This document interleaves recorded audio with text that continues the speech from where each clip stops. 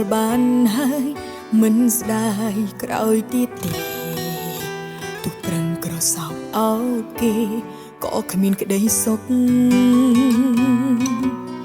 ហ៊ានចាប់ផ្ដើមក៏ត្រូវហ៊ានបញ្ចប់មិនខឹងមិនស្អប់ព្រោះបានត្រៀមចិត្តថាគេនឹងចេញទៅ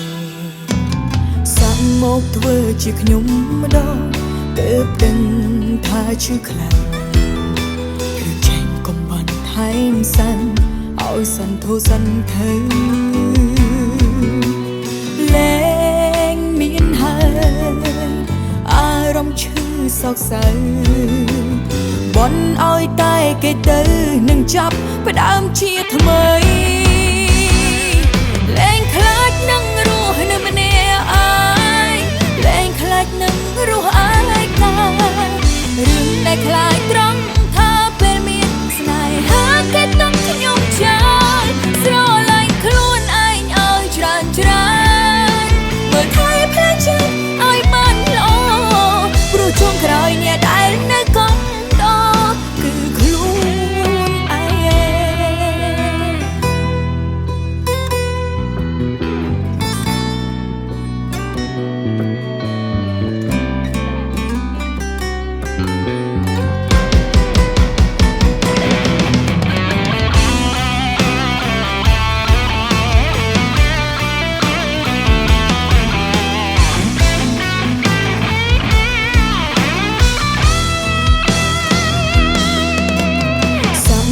ធ្វើជាខ្ញុំម្ដង